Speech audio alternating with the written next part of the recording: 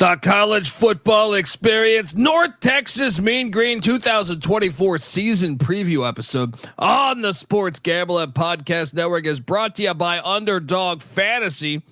Sign up, and when you do, sign up with the promo code TCESGPN to claim your first-time deposit offer of up to $250 in bonus cash. UnderdogFantasy.com, promo code TCESGPN. We're also brought to you by Rhythm. Rhythm's college football and NFL picks and projections are now live. Claim your free 7-day trial period today by going to sportsgamblingpodcast.com/rhythm. That's RITHMM. That's sportsgamblingpodcast.com/rhythm. And remember, as always, folks, to let it ride. This is Mike Leach, head football coach at Mississippi State, and you're listening to SGPN. Let it ride.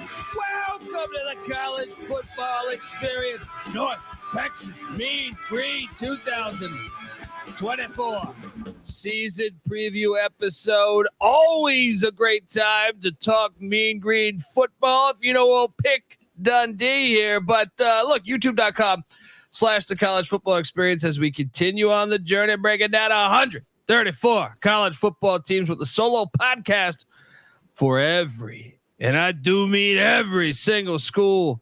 We're giving Kennesaw State the same amount of attention that we're giving Alabama, right? Because that's the way it should be, folks.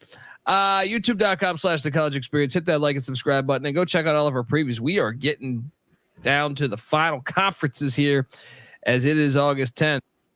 Go. Or yeah, you know, by the time you're listening, it's going to be like August 14th, 15th, something like that. But yeah, don't worry. We're going to get it out there. But it's about Mean Green football here. And if you're wondering just who the hell you're listening to, that's fair. My name is Colby Swinging Database Dan, a.k.a. Pick Dundee. That's not a pick. This is a pick. He was raised in the land down under, where a man thinks on his feet, speaks with his fists, and lives by his wits. When Dundee happened, he was a superstar.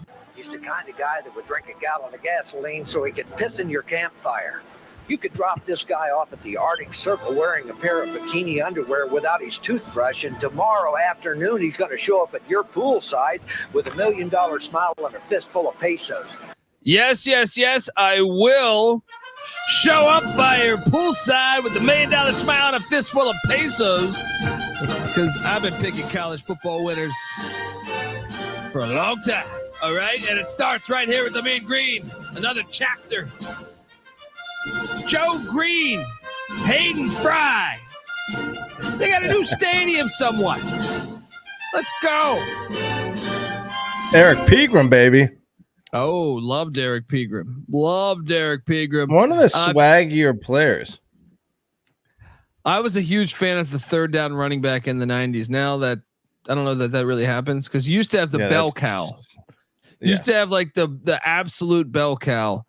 Like you'd get, hey, let's give the ball to Bam Morris. And then, third down, Eric Pegram. Whoa, I wasn't used to this speed and this guy out of the backfield. But the that's game what has changed. Did. Yeah. Not for the better, I don't think. But we're talking about that. If you're wondering who the hell you're listening to here, that is my co-host. Give it up for former JMU Duke defensive back, the burrito eating, sideline kiss stealing, wheeling and dealing, Patty C in the place to be. Hi-oh, up. Let's get that Pegram music going. Oh yeah, I gotta agree. You know, I mean, who is a bell cow in the modern game? Derrick Henry, certainly. And I guess, there are every down backs like Adrian Peterson would be. I mean, he's not playing really. Frank Gore was, he was a bell cow, yeah, but he could also double as a third down back a little bit. But he was probably a first and second down back for the most part. But you're right. Those days are gone. If you're going to be on the field at all, you probably, because you're throwing so much on first and second down these days that, you don't need to change it up on third down. But simpler times. Yeah, you're right. You're right. And look, I want to dive in more, but our guy Robert Martin in the chat is just rolling along here. He says, "Shout out to Charlie Shepard from North Texas, who played with the his Winnipeg Blue Bombers." Remember, Robert Martin, big Blue Bomber fan, subscribe to the CFL Gambling Podcast. But that's going deep. That's deep diving, going CFL knowledge, dude. He just gave us $100. Thank you so much, Robert. You are a very nice soul, and we are grateful. We are grateful that you tune into all of these, and hopefully we're going to make that money right back on this exact preview, buddy. Appreciate you, Robert. Robert, are you on Twitter? If so, can you send me a DM at the Colby D, or is some way that you can contact me? If you're on Twitter, we got to get the Twitter handle there. I'm going to send you some stuff, buddy. Hit me up. I appreciate your kindness. He's not on Twitter. Okay. Well, we'll get it to him somehow. How the hell do I do this then? How about this then? I don't want to just give my email up. I don't know. Let me think on chat. Can you do it in the chat? Well, then everyone gets that. Oh yeah, that's true. So I'm saying it's the same point. I'm not trying to get bombarded with every damn person. All the haters coming at you. Yeah, that's true. How about you find a way to message me your email? How about that? And yeah, we are very grateful for people, Robert Martin's a longtime listener, hell of a good guy. And yeah, I look forward to when I go to Winnipeg at some point, Robert. Drinks on me, buddy. Drinks on me. There it is. But we are talking North Texas Mean Green football here, Patty C. And where are you at with the program? Because I'm still a little salty what they did to my boy Seth Luttrell. Now you heard the Mike Leach intro. Mike Leach is our guy. May he rest in peace. Was a good friend of ours for a long time, and Seth Luttrell was a Mike Leach guy, but Eric Morris is also a Mike Leach guy. So they get rid of one Leach guy, they go to another one. Is that the whole state of Texas just grabbing Leach guys left and right? They've been doing that for a while. Hey, if it ain't broke, don't fix it. Hey, I mean, they just got rid of their best coach of all times, but look, Eric Morris did a pretty darn good job, at least offensively in year one. Defense left a little bit to be desired, but ultimately, when it comes to the overall, I guess, expectations to this program, 5-7, even though apparently wasn't good enough for Seth Luttrell. I think a sane person would be happy with the 5-7 season for North Texas. And so he did pretty well for year one, I would say. Yeah. Well, I mean, I don't know, because didn't they fire Luttrell for going to 7-7 and an appearance in the conference championship game? Yes, of course. But what I'm saying is Luttrell was the best coach that was ever there. Like, if you do slightly worse than the best coach in program history in your first year, Hayden Fry. Oh yeah, okay, but record wise, I mean, I feel like Luttrell has a better win. I'll have to double check that. Look up the old list of North Texas coaches and their records all time, but I feel like Luttrell has had the best win percentage of any coach in North Texas history. Well, he's currently over.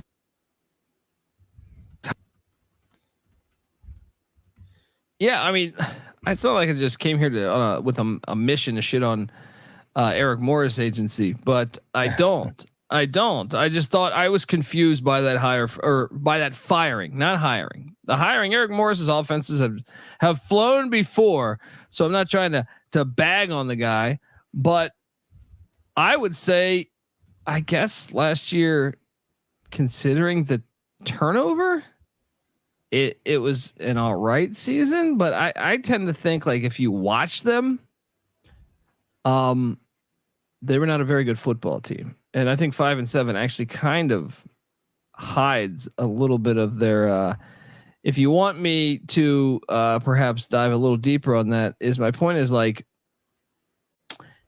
if you watch them last season, I don't think they were very good. Now, they got, I think it was the opener against Cal, where I feel like Cal could have scored 100 on them if they wanted to. And if you look at their wins, Louisiana Tech, I think, is one of the worst schools and that's another Mike Leach guy, but they're horrible. I think Sonny Cumbie will be fired soon. Then they had an FCS win with Abilene Christian. Then one of the worst schools in the nation, the Temple Owls. They did wax Temple though. And then they snuck one past Kevin Wilson there at Tulsa and UAB. They didn't beat a team with a winning record, Patty C. And if anything, they did play Memphis really well though. Temple or Tulsa or Tulane? Oh, you're talking about the end of the season, Tulsa. Yeah, they snuck one out by Tulsa at the end of the season. Like that's where I guess you push back and say, well, they played Tulane within one score. They played Memphis within 3 points. They played UTSA within one score. Yeah. Yeah, the only team, I guess, the Abilene, they whooped Abilene Christian.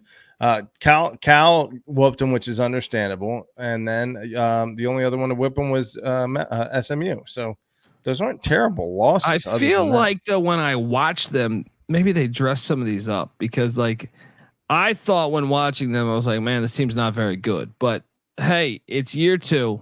A lot of coaches in year 1 have struggles, you know. I mean, shit. A lot of national championship coaches have struggles in year 1 at their programs. Their offense is, undoubtedly excellent. I know we're going to get to it, but top 10 in the nation, and all the other teams that they are keeping company with get the credit that they deserve as elite offenses, like truly innovative, ahead of the curve, schematically. And North Texas somehow gets lost in the shuffle, probably because their defense is so bad that, they end up being a mediocre 5-7 team. But this is a truly elite offense they've got going for them. Obviously, a lot of turnover, so it remains to be seen if that will continue in year 2. But for year 1, pretty darn good. I'm not hating on North Texas and Eric Morris. I think he did a decent job. By the way, right. I was wrong. Let me get that pulled up. Hayden Fry, you're right, has that top win percentage all time, 33-20 for a 62% win percentage. Otis Mitchell, all the way back in the day, also had a 53% win percentage. But Hayden Fry is a bit of a legend in the history of college football. Seth Luttrell is tied for number 3 all time with a 50% win percentage all time. So that's not bad. Yeah, and Hayden Fry, you're right, is an all-time legend. So to be second to Hayden Fry or third to Hayden Fry is nothing to sneeze at. And Mean Joe Green, I think, played under Fry, if memory serves me correct. I could be wrong. Maybe that was right before. Patty C, Eric Morris coached under Kevin Sumlin, Mike Leach, Cliff Kingsbury, and Jake Dickert. 5-7 in year 1. He was a coach of the FCS ranks. So he's 29-25 in 5 years as a head coach. So winning coach. His OC is Jordan Davis with that top 10 offense. And the DC is Matt Capone. Jordan Davis, also a wide receiver at Texas Tech a couple years after Morris finished up at the program. I think Morris was there from 2004 to 2008. And then Jordan Davis was a wide receiver at Texas Tech from 2011 to 2013. So a little bit of keeping it in the family there in Texas. I mean, I know Coach Leach has already gone, to the next level, but how many damn coaches has he, like Holgerson was a wide receiver for him at Iowa Wesleyan. Kingsbury was quarterback. Cumbie was quarterback. Graham Harrell, who's the OC at Purdue, quarterback for him. I just feel like you have Seth Luttrell. You have I'm forgetting some. Lincoln Riley. Yeah, who is the Garrett Riley? Yeah, and who is the quarterback coach for the Redskins right now? Who was at USC last year? Cliff Kingsbury. Kingsbury. Okay, yeah. And what do you make of that old logo? I think they should bring that one back. That one's kind of fire. It's fire. It is fire. It's a little more animated than the current one, I would say. Gives you a little more juice than the current one. Yeah. So I don't know. Look, folks, if you're wondering, you're listening to the College Football Experience, part of the Sports Gambling Podcast Network. And look, the Sports Gambling Podcast just launched their 32-team NFL preview. 32 episodes, 32 teams. No matter how cockamamie that new NFL kickoff is that they got to get rid of, there's still money to be made in the National Football League, folks. So check out all 32 team previews. And as a bonus, each team preview will include a code word. Submit the 32 code word phrase at the end of all of those. And you could be the lucky winner who gets a $500 NFL Circa future bet. Subscribe wherever you get your podcast at and the SGPN app. We're also brought to you by Underdog Fantasy. Yes. Look, Underdog Fantasy just launched Underdog Streaks. Hit your first 2 pick'em entries, and then you go streaking. If you go 11-0, you win 1,000 times the amount of money you enter. Plus, Best Ball Mania is live with another $15 million in prizes.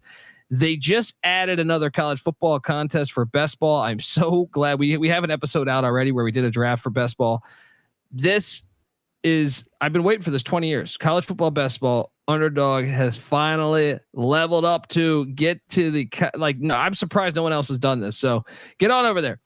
You can now use specials and boost on all flexed entries. Sign up, and when you do, sign up with the promo code TCE SGPN and claim your special pick plus first time deposit offer up to $250 in bonus cash. UnderdogFantasy.com promo code TCE SGPN.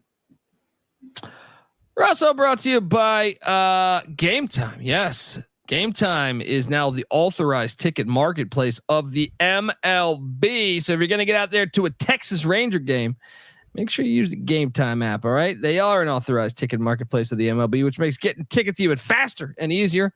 Prices on the Game Time app actually go down the closer it gets to first pitch with killer last minute deals, all in prices, views from your seat, and the lowest price guarantee. Game Time takes the guesswork out of buying MLB tickets. So take the guesswork out. And this works for if you're going to go catch a game at Apogee Stadium there in Denton, Texas. The Game Time app is going to work fine there. So take the guesswork out of buying tickets with Game Time. Download the Game Time app, create an account, use the redeeming code CFBX for $20 off your first purchase. Once again, terms apply. Create that account, redeeming code CFBX for $20 off. Download the Game Time app today. Last minute tickets, lowest price guaranteed. All right, we are back. Shout out to Cody in the chat. Patty C, what do you make of that old logo there? Right, it reminds me of the Washington Generals from Federals. Federals, yeah, from the USFL, the USFL. OG USFL. Right. Very similar. We do this with every group of 5. What's the best win there, Patty C? Gotta be House and Baylor. Maybe Arkansas though, because that's true. That was a couple of years ago. The Baylor one was actually when Baylor was ass in the early 2000s. The Arkansas one was like 2018 or 19 when hammering an SEC team on the road by 4 touchdowns. That's pretty darn good. Wasn't good enough though. They fired him. Gosh. Wasn't good enough. 44-17 at Arkansas. Big time win there. And that's since the turn of the century, folks. We do this for every team. Maybe they can get another one moving forward. But look, let's talk about this offense that you referred to. 21st in the nation in scoring per game at just about 35 points per game. 3rd best in the AAC. 6th in yardage. They almost had 500 yards a game, Patty C. Yeah, I mean, that is an elite offense. If we're comparing the other teams on that list, let me get that pulled up real quick. You got LSU, Oregon, Oklahoma, Liberty, Georgia. Okay, all pretty good teams. And then who? North Texas? What? Yeah, almost 500 yards a game. That's a head scratcher. They were number 1 in the AAC in yards. They were 12th in the nation in passing, which was number 2 in the AAC, but about 305 yards a game. 21st in rushing. Balance, a little bit of balance there. 2nd in the AAC. Coach Leach wouldn't do that. I guarantee you that. That's damn impressive right there. I mean, top 21 in both rushing and passing nationally. That's a hard team to stop. That means that even though they generate those numbers, that offense might even be better than that, because, if a team is particularly good at stopping one, they can just do the other effectively and the offense won't shut down. That's That's really impressive. I'm gonna have to watch me a little more North Texas offense this year. Yeah, and the problem is they only returned 4 starters. Yeah, and at wide receiver Damon Ward, 2 on the O line, Gabe Blair and Jet Duncan, and even running back. How do I say this? Ikeka. Ragsdale. That's. I mean, it's a guy that started, I think, 7 games a season ago. So I put the asterisk there because I'm like, he wasn't a full-time starter. He came in, but 9 carries more for than 34 yards. Yeah. Yeah. So what does the start mean there? Right. Are you concerned if only 4 starting, 4 players returning that started that on a top 20 offense, Petty C? I am a little bit. Gosh, this team has a ton of dudes that have a lot of receptions, though. 3 dudes coming back with more than 24 receptions. So there are, I guess that's 3 of the top 6 receivers in terms of total receptions. So, there's some talent coming back on the edges, but offensive line wise, I know you haven't gotten to that, but that sounds like there's some question marks there, but especially quarterback and running back. And you're going to get to a running back that moved on to greener pastures, obviously. So I guess we should start talking about that, huh? Yeah. And they lost some. Shout out to Cody. Just acknowledging how great of a fucking guy that Robert Martin is. Yes, hell of a good guy. Shout out to Dick Gersberger in the chat. They lost some guys on the offensive side of the ball. I think the big one there is Nwanwu to Oklahoma and Minor to Mississippi State. The SEC coming in. I think you missed one. Yeah, Howard, let me talk to Sampson. North Carolina grabbing him. What do you mean? Those 3 on the O line, right? Well, those 3 on the O line are huge to lose, yes, but no, at running back. Oh, to South Carolina too. Wait, no. Ayo Adeyi. To JMU. Is going to JMU. Yeah, is he on here? You know what, man? I have 2 pages of this. They lost so many guys. I think I only uploaded 1 page. Gotcha. They lost. Yeah, my bad. I fucked this. Let me see if I can quickly grab that. I have it here. It's just when I made the slideshow, most teams don't have 2 pages of losses. Gotcha. So I was like, oh yeah, sure. Let me just jump into that. Give me 1 second here. Are you going to do a little like Excel, Microsoft Excel on the fly here? I am going to load pretty up. Impressed if you pull this one off. Look, I did it the other day and you didn't even notice. Now look at this guy, high tech office, Microsoft Office expert over here. This guy. Well, I don't even have a Windows computer, buddy, so I don't use any of that shit. What's that? Okay, yeah. Ayo Adeyi, over 1,000 yards rushing, 7.1 yards per rush, 6 touchdowns. Said, hey, you know what? There's an opening at JMU. He's only 5'7", 173. Looking at him, he kind of looks like Ray Rice. I'll take him at JMU. He seems, 7.1 yards per rush. Gosh, they lost 4 quarterbacks. Now that you got it pulled up, good job getting that going. That's what I'm saying, dude. That's what, and the receivers, Jamori Macklin to Kentucky, Jordan Smart to Ole Miss, and both running backs. One Attaway to South Carolina, Adaye to JMU. I mean, buddy, USC coming in, Cal. They got hit. They got hit a little bit there.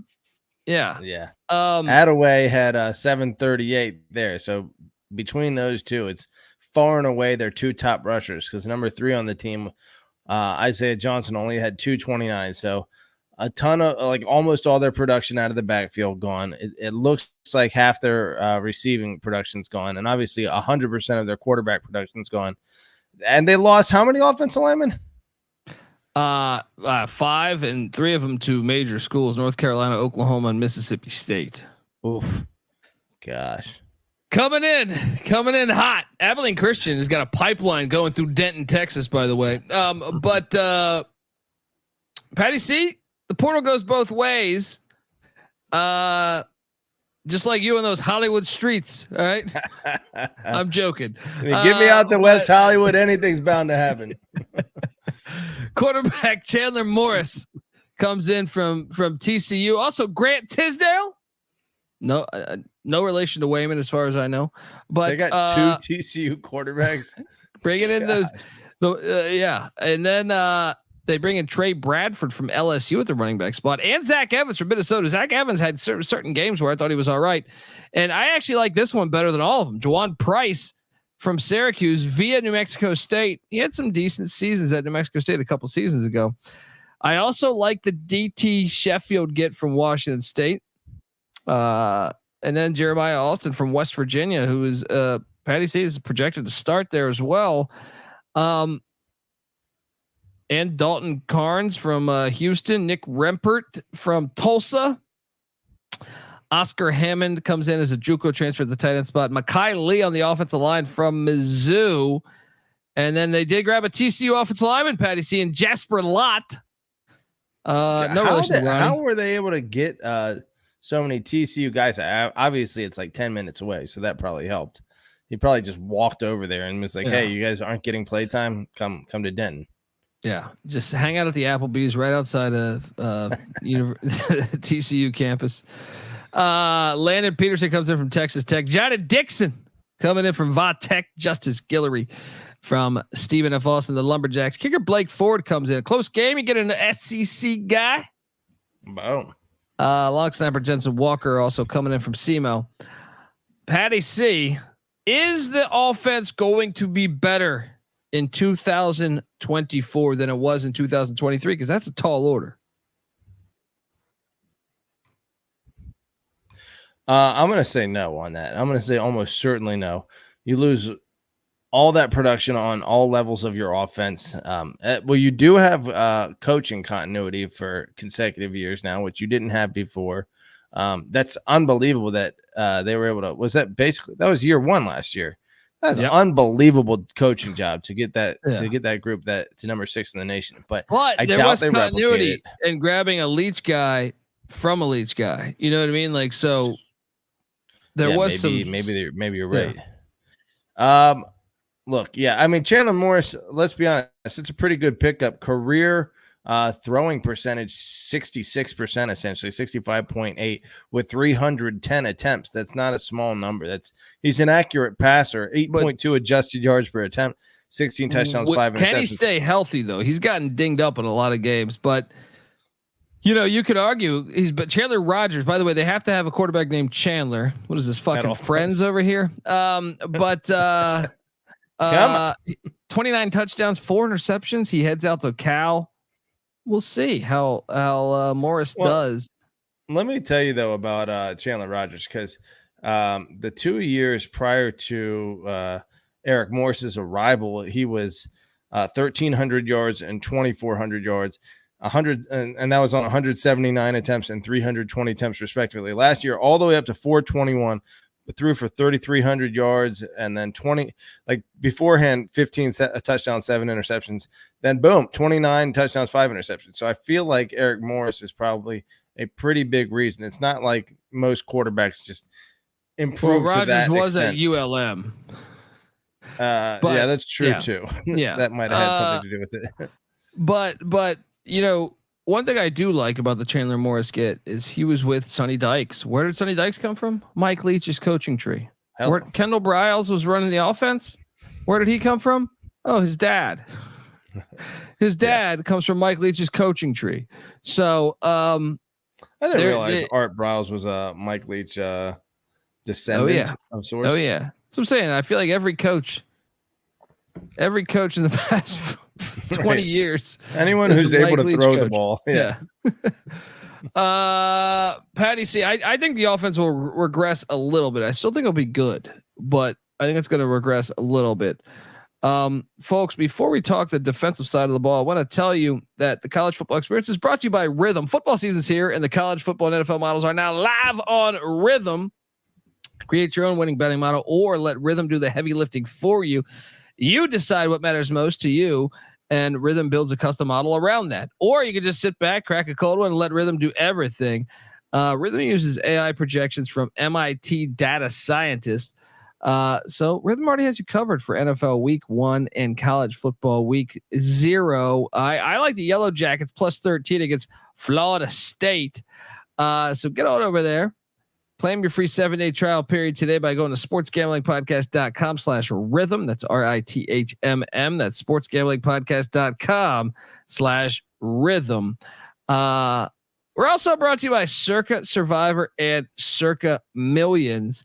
Look, if you don't have your trip booked for Vegas yet before football season, may I recommend Ultimate Contest Weekend? It's a great time to go out. You can hang with Stacking the Money Green and Real Money Kramer from the Sports Gambling Podcast and enjoy some of the open bar events at the greatest sports book in the world, August 22nd to August 24th. Because, folks, Circa Sports is back with Circa Survivor and Circa. It's giving away $16 million in guaranteed prizes. So you're going to want to be there at least before the season. But I think really Ultimate Contest Weekend. Also, CJ Sullivan, the bet detective, the host of the Bottom Line Bombs podcast, will be there. Use the promo code SGP15 to save you 50% off your hotel room there at Circa that weekend. So what are you doing, folks? Sign up. And when you do, you also want to sign up between now and September 7th, because that's when the season kicks with that wacky ass nonsense kickoff. And use a proxy to play from anywhere. We even have a deal with the proxy. Go to proxy.footballcontest.com to save you $50 with the promo code SGP. All right. We are back and ready to talk about, the offense was fantastic. Here comes the defense. Ooh. There was 133 teams. There was 133 teams in the FBS last year. This year's 134. North Texas is one of the 5 worst defenses at giving up points a game. They gave up 37.1 points per game. That was dead last in the AAC. It was almost dead last in the whole country. They were 130th in yards, which was 3rd worst in the nation in yards. 63rd in passing, which, don't get it twisted, they were still shitty at pass defense. But the reason why they're 63rd is when you're 130th in rush defense. Patty C, can you imagine being a running back and just you're looking at the next week's game and you're saying they gave up 256 yards a game? Yeah, I am padding these stats. What's unbelievable is their record is 5-7. They played in a bunch of 1-score games, so it's not like these numbers are inflated to towards rushing, where the teams are just trying to salt the game away by running the ball. It's like, no, all these games were competitive. They needed to maintain a run pass balance, or even pass, a majority of the time potentially, and yet the rushing stats are this bad. This is almost an anomaly. I have no idea. I'd have to watch more North Texas football to see why their rushing defense was this atrocious, but this is jaw dropping. Yeah. Shout out to Cody, who goes, Vegas with the college experience, boys, is great until you pass out in their studio. Well, look, you wouldn't be the first. Yeah. And look, that's an honest pass out. That's not a Cosby pass out. You know what I mean? That's it. Let's you had a shit ton of whiskey and you fell asleep. All right. I don't want any look, it was an honest pass out. Are we proud of that, Colby? Does that need to be clarified? What does Trump say? No collusion. No, I'm just saying, sometimes your boys fuck with you and they're just like, they're getting you extra. I've never been roofied by my boys, but well, I'm not saying that. I'm just saying like an honest pass out, meaning like, well, you said not a Cosby pass. Well, yeah, that's not an honest that's not an honest one. That's true. That's true. Yeah. Okay. Fair. My point I'm saying, we drank with you the whole time. Is your I've never done a Cosby one, or I would have said then just the other pass out, but I said the Cosby pass out. All right. My point is that I wasn't just sitting there like, oh, you better do this shot. Oh yeah, drink up. Now we were doing shots, but I mean, that's a Mickey move. Very light peer pressure. Very, very light peer pressure. Yeah. But yeah. JELLO. That's my Cosby. But it's horrible. Just as bad as North Texas's run defense. My Cosby impersonation might be ranked behind North Texas's run defense if I had to guess. It's definitely close. Where you put the pudding? They got 4 starters back on defense. I actually think this is a good thing. When your defense is that shitty, get the guys out of there. Get them all out of there. If anything, I was hoping they were bringing back none. All right. But they got That's 2 the linebackers. one time I'll say that. I'll say almost always having some returning starters is a good thing, unless you are the worst defense in the nation, which they're pretty damn close. So, bringing back 1 on the D line, 1 in the secondary, 2 in the linebacking core, led by Jordan Brown. I chose that name because it's a good read for old Pick Dundee. were the other ones particularly hard? Always. Ridge Texada. I always struggle with Roderick. I'm joking, but Rich Texada is a great name. Weslowski, his dad was a cop. Guarantee you. Guarantee you, his dad was a cop. New York City cop. But look, Patty, see the defense. Some of these smaller schools did come in there. I told you, Abilene's been raiding North Texas. They're like, I see your 130 rush defense. We could use some of those guys. I don't. I mean, I guess I believe Weeday to Memphis is big, but that's about it. One guy. You notice how none of the Power 5 came calling for this defense. The offense, they were all over that. Oh yeah, they got rated on offense, but not so much on defense. Where is Abilene? Is this like? I'm looking at the map right. Trying to scroll back. Somewhat close to it. Yeah, it is. It's pretty close. Let me tell you, driving cross country, I've done it about probably 40 times. I feel like in my life, and Texas is a motherfucker because you're just like driving, especially if you're the passenger. Yeah.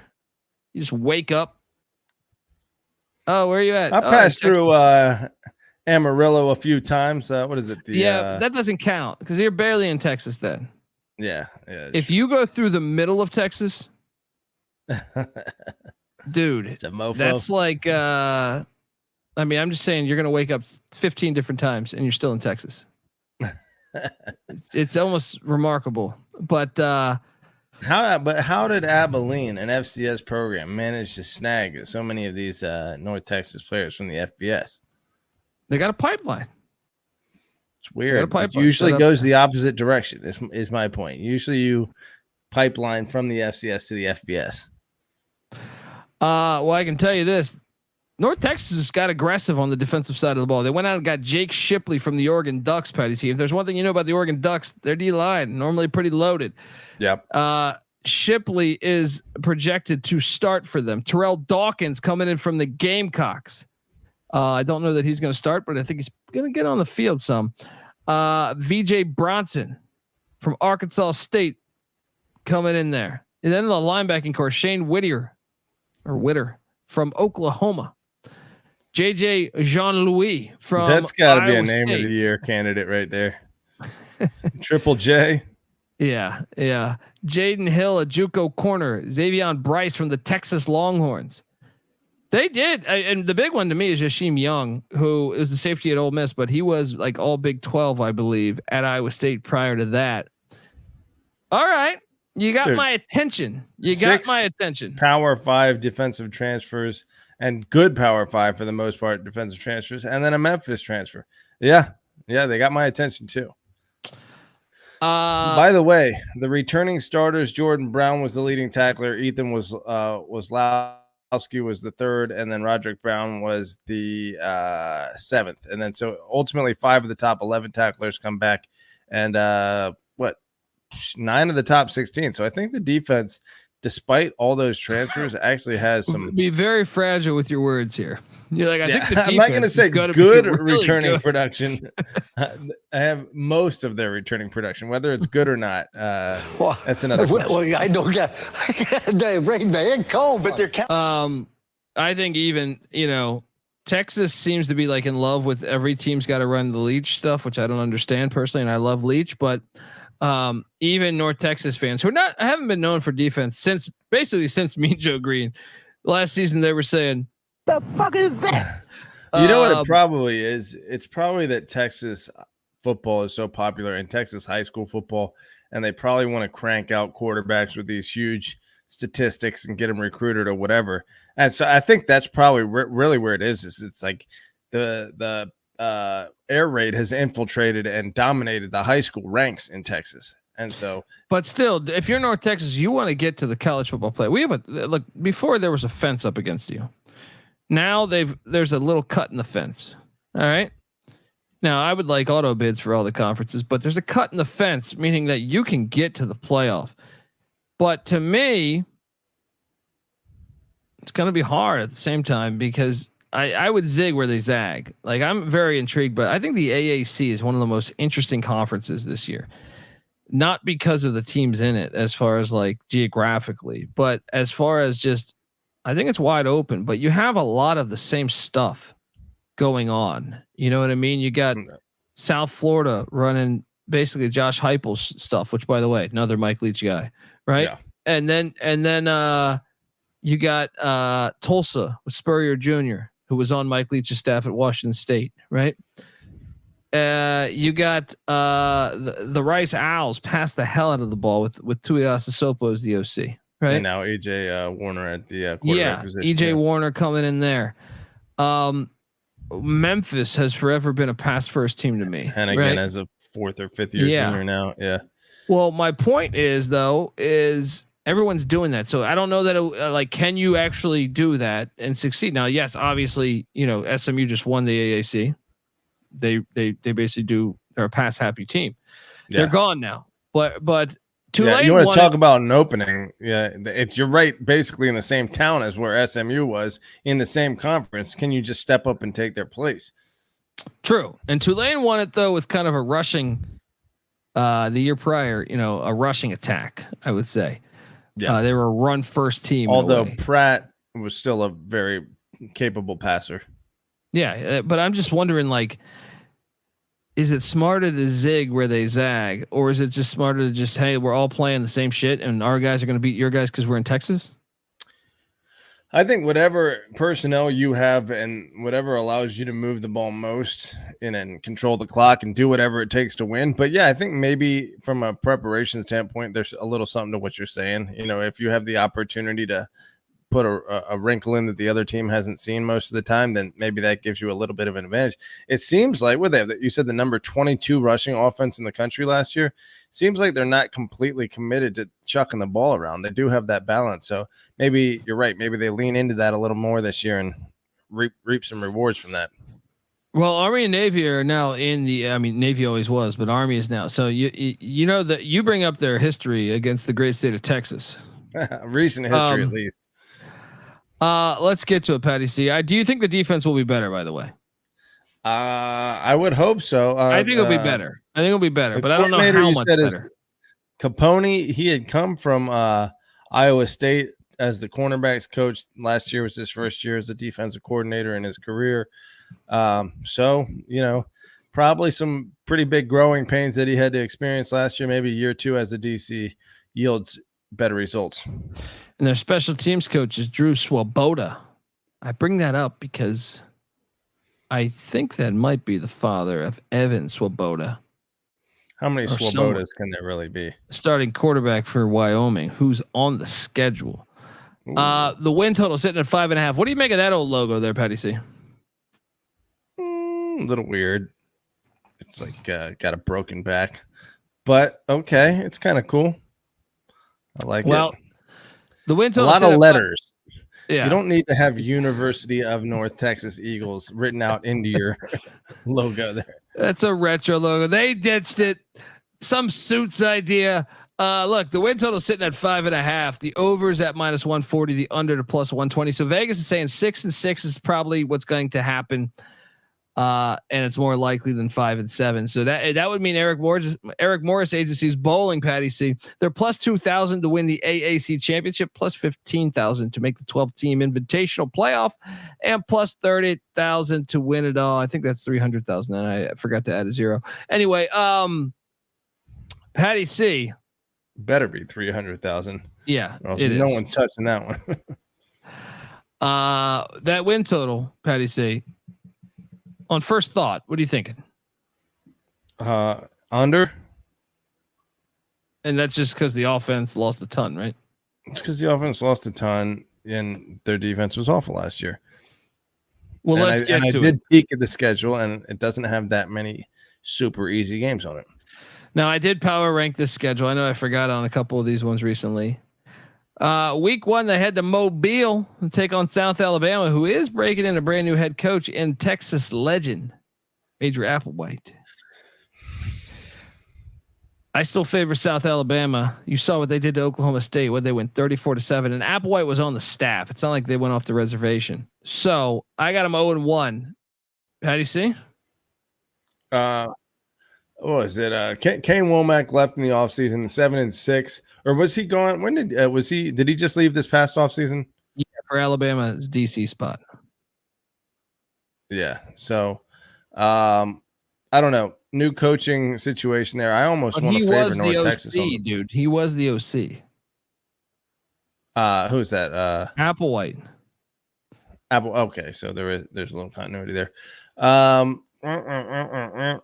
Applewhite has never super impressed me in previous coaching stints, though. I think this is going to be a heck of a game. Maybe the home field advantage for South Alabama gives them a slight edge, but flip a coin. You know, South Alabama went to Stillwater and won 37-7 last year. I mean, sure, but that was like week 1 for whatever reason. Well, this is week 1 too. My point is the toughness. My point is that Oklahoma State doesn't do shit in week 1. It seems like every single season. Okay, I just look at South Alabama as so much of a tougher team. I would agree that South Alabama is a better team, and it has been over the past few years, but I don't think that Applewhite is the kind of coach that Womack was, and I think that this is a winnable game for North Texas, even on the road. But yeah, I guess you have to favor South Alabama just based on recent history. Yeah, I would take South Alabama. I mean, it is first game, but like I said, if they had gone off the reservation, I would say, maybe not. But dude, Applewhite, I mean, this is a guy that was the offensive coordinator for Nick Saban. You know what I mean? Yeah, maybe I'm sleeping on Applewhite. Yeah, I mean, he was a head coach at Houston, and I guess he didn't have the greatest seasons. He was 7-5 and 8-5 at Houston, and they pulled the plug on him. Yeah, it's true. I would lean South Alabama there. Do you think they're considerably more talented, or do you think they're just so much more physical? Like when you watch them, it's like a physical football team. That hasn't been Applewhite's trademark as a coach. True. So that might be Womack, but either way, if this was in Denton, you could sign me up for an upset. Maybe I'm taking South Bama, but I don't feel great about it. Sure. I'll throw that in a close to 50-50 pile. Maybe if there's another game that I think North Texas will be close in, maybe I'll hand them that one. But for now, 0-1. Week 2, they're home to Stephen F. Austin. Not a bad FCS, Patty C. Watch out. They'll win this one, though. Yeah, I agree with that. Then they head to Lubbock, take on Joey McGuire and Texas Tech. Which one? Some potential bad blood here with both Morris and Jordan Davis being Texas Tech grads. Well, and isn't McGuire a Leach guy too? I feel like he might have been. Yeah, they're all. Yeah, yeah. You don't even have to say that at this point. Anyone who's coaching in the state of Texas spent time under Leach in some way, shape, or form. I will take Texas Tech. Yeah. 1-2 for North Texas. Now, this is where I'm curious. If it is Drew Sabota, that is the father of Evan Sabota, the starting quarterback for Wyoming, who I think is going to be in the NFL. Wow, bold statement.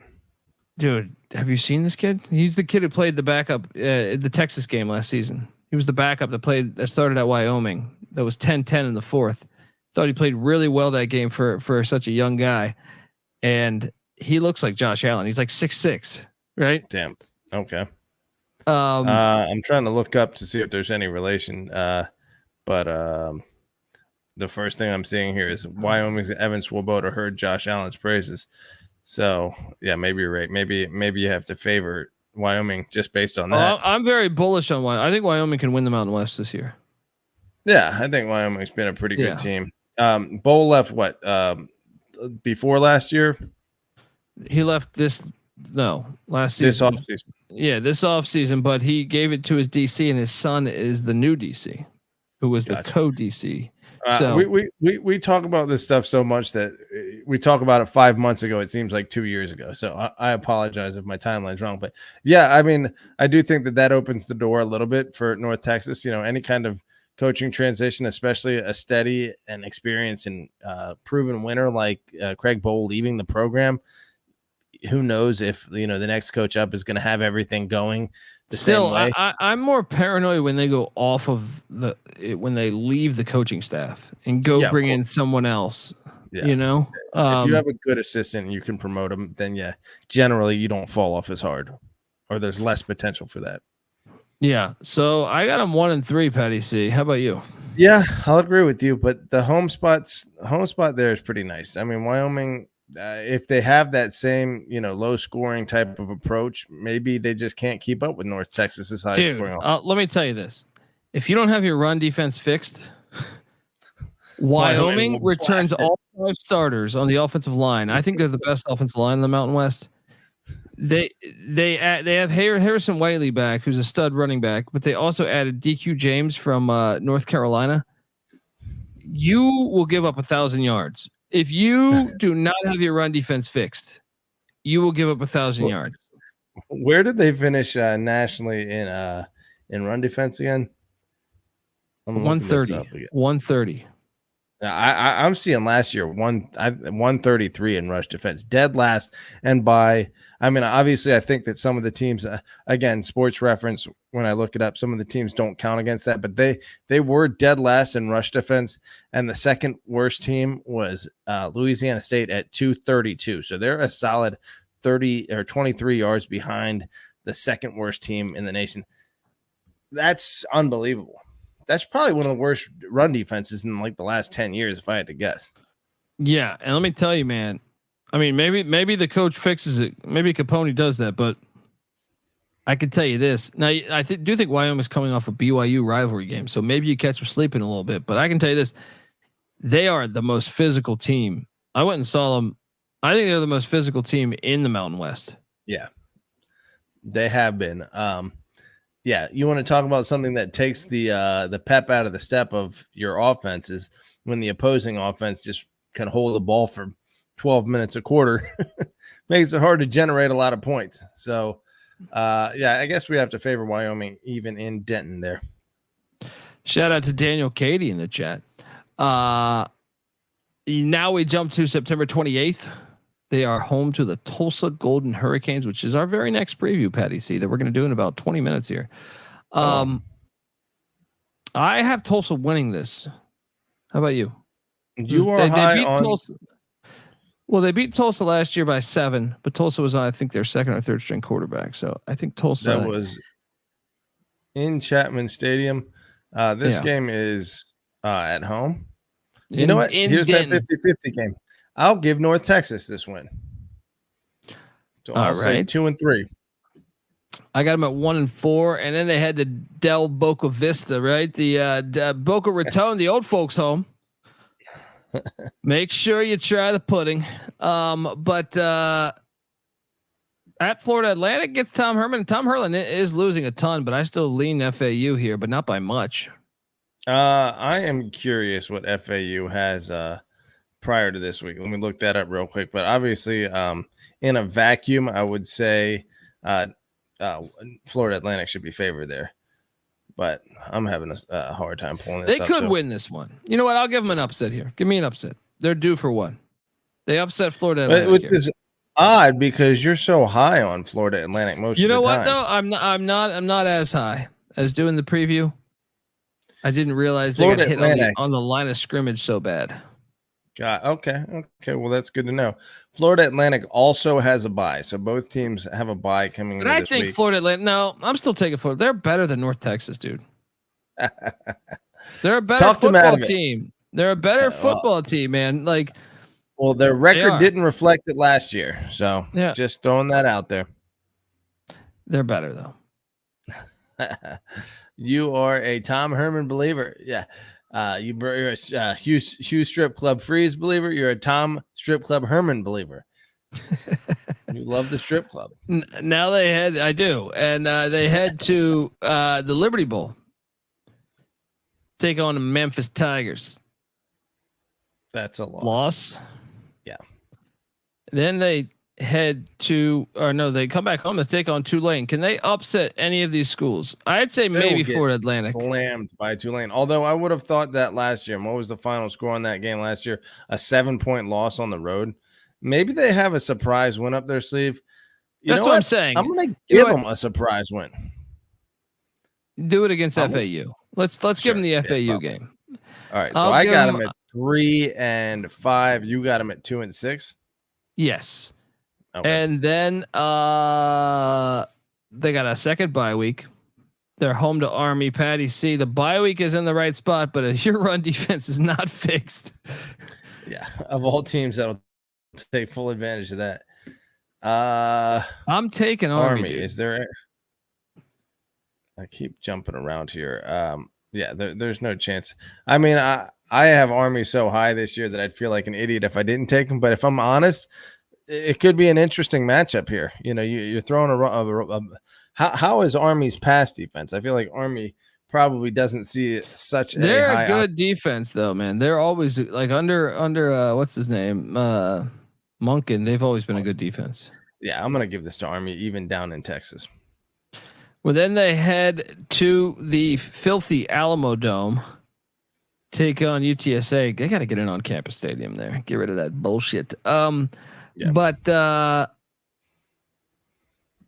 sorry, this is a tough schedule, man. You know what's horrible about the schedule is you get Memphis. Like, honestly, you get like some of the better teams in the conference. You get Memphis, Tulane, UTSA, ECU, Army, and Tulsa, which I think are all in the mix. But yeah, don't get many breaks in this. I mean, yeah, Tulane, Memphis. I think that's we looked at the preseason. Who are the preseason favorites for the AAC? It is Tulane, Tulsa, or Tulane. Memphis is 1. I think Tulane is 2. Okay. UTSA is 3. They got them all. I believe Army and ECU are 5 and 6. The only one they're missing is South Florida. Yeah, one little break in there, but most of it, yeah, they're catching some hard games. I'm gonna say loss there, and then ECU even at home. I'm handing them a loss there too. I am too, but they do head to the link. They might lose this game because let me build you something here. UCF always had problems with this game at Temple. The final game of the season because it's cold as fuck. They're not used to it. And another thing is Temple is probably going to be on the interim head coach for that game. Hey, you have a music request that you skipped on your team. Yes. Well, we know they're going to lose to ECU because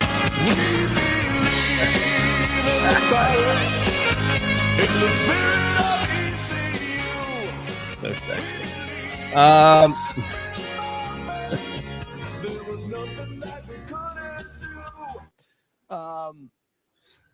I got to win one of those last 4. Look, this team has been pretty good over the past few seasons. Again, what do we say? Latrell had them bowling both of the previous 2 seasons, 6 and 7, followed by 7 and 6. Eric Morris comes in year 1, 5 and 7. Maybe they take a step forward in year 2. That suggests that they're bowling at the very least. Even if they maintain, then that's 5 and 7 again. But with 5.5 being the number, that's not hitting. Buddy, I think it's a 3 and 9 team. The schedule is much harder than last season's, in my opinion. I think 3 and 9, 4 and 8. I think I have them at winning 4. If they want their best shot at doing this, here's what they got to do. They have to beat South Alabama week 1. You start out 2-1. Wyoming is a strange team on the road sometimes. You steal one of those Wyoming and Tulsa games at home. Maybe, and that's how you do it.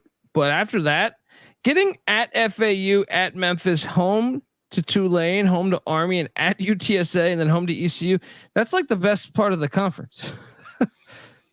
It's hard to say ECU is the best part of the conference when they went 2 the odds. I'm saying the odds. Yeah. The odds that Vegas say. True. True. Yeah, no, the second half of the schedules, I mean, even the first half, there's some tough non-conference games in there. They have to get the wins where they can get them. Best case scenario for this team, they beat South Alabama on the road. They beat Stephen F. Austin, steal one out of, I mean, they could conceivably beat both Wyoming and Tulsa. Do you think that's realistic? It could happen, but I would put the percentages at like 10%. Okay, so let's be realistic and say they get one of those. 3-2 start. Yeah. They beat Florida Atlantic. 4-2. They'll probably lose to Memphis and Tulane no matter what. So let's say 4-4. And then this last 4 games, very, very possible that they could pull 2 games. I mean, I favor them in Temple, even on the road. And then all they have to do is get one between Army at UTSA and hosting ECU. 6-6 is possible, but the fact that Vegas has this number at 5.5 is pretty surprising. I'll tell you this too, to the under though, right? Or no, it's juice to the over. Juice to the over. Yeah. Well, no, Vegas actually no. So Vegas leans. It's -1. Vegas is saying North Texas. Their model has them 6-6. Wow. Yeah. To me, that is their ceiling is 6-6. Yeah, I don't see it. Yeah. I if anything, you want to talk about the floor? I mean, what is Chandler Morris proven as a quarterback that suggests that he gets injured? Right. Pretty much. So if he's injured by week 4, maybe they get the TCU effect and they go to the national championship. Yeah. I don't know. I'm on the under. I feel pretty good about it. Yeah, me too. It's almost lock worthy. I want to emphasize that South Alabama, at least under Womack, which Major Applewhite ran the offense, Wyoming, Tulane, Army, ECU, and a little bit of UTSA are run first teams. Well, doesn't sound like the rush defensive stats are going to get a ton better then, huh? Yeah, we'll see if UTSA is too. I think without Frank Harris, UTSA might be a little more than you think. I'm on the under. I feel pretty damn good about it, folks. Yeah, lock it up. I think it's a lock. Yeah, I feel pretty damn good about this. I think you're gonna and the fact that the under is plus 120. What am I missing? Sign me up. Let's go. Exactly. Let me. I mean, what are the games that you would say they have at least a 70% chance of losing? Texas Tech, Wyoming, Memphis, Tulane, UTSA. But man, let me tell you, Army has fucked up these Texas schools. You're the one that remind me of this. Yeah. I mean, they won at UTSA last year. Once in a blue moon, the Texas team will fuck up the service academy, but it seems like, they just don't face this like level of intensity at the line of scrimmage and like defending, the gaps like they have to against the triple option offense. They never are forced to do that when everyone's running this air raid stuff down there, and then they face it and they just get destroyed. Yeah. I'm all over the under. Let's go. Lock it up. Patty C's on Twitter at Patty C831. I'm on Twitter at DColbyD. The College Football Experience is on Twitter at TCE on SGPN. Folks, you think we're done for the night? No. Tulsa, the Golden Hurricane, coming right up next. Come on. All right. YouTube.com/The College Experience as we break down all 134 college football teams in the land. Garrett Winkler saying he's got this team 10-2 in NCAA football 25. All right. Well, that's why it's a video game, but brother, take that over though. Don't let it hurt your confidence. Give that man a contract on the sticks. Yeah. YouTube.com/The College Experience. We're breaking down. Look, Tulsa's the final team in the AAC, and then we put a bow on the AAC. And we dive into the Sun Belt. Hello. All right. So the Fun Belt. Check out the North Texas runs a great college basketball program. Remember that win at Purdue, or not at Purdue, but against Purdue in the NCAA tournament? Fan fucking tastic. I know you had Tyler Perry. You were rolling along. Grant McCaskill. Well, now he's off to Lubbock, but you're still playing damn good college hoops. Check out the college basketball experience where we talk college hoops year round. Also check out the college baseball experience as well as the FCS college football experience. All of those podcasts, this is the college football experience, the main college football experience. All 4 of those come together as one. YouTube.com/the college experience. Hit that like and subscribe button. Also check out the Stadium Heads podcast. Apogee Stadium there. We love it. All right. So a lot of people think we just automatically like the older shit. Well, we do like the older shit. We honor the older shit, but we like McLean Stadium there in Waco. We like Yeoman there in New Orleans. There are some great new stadiums. South Alabama's. As long as it's not a dome. Well, you got to. Well, also you can't like Kansas is. There's like I don't like the San Diego State new stadium. It looks like an MLS stadium, right? Like if you're gonna do it, be classic. You look at South Alabama's new stadium, it looks like a classic college football stadium. You look at North Texas, it looks like a classic college football stadium. You look at San Diego State's, it looks like they did not have their mind made up. They're like, if we do MLS, we'll make money here. And then they are sharing it with the female soccer team over there. I don't know, but it looks shitty. It doesn't look like football. And obviously domes suck too. So yeah, UTSA, cut the roof off that thing, build something on campus. Let's go, folks. We are the college football experience, North Texas style. You better start thinking about yours. And we out of here. Run and shoot. We can really run and shoot.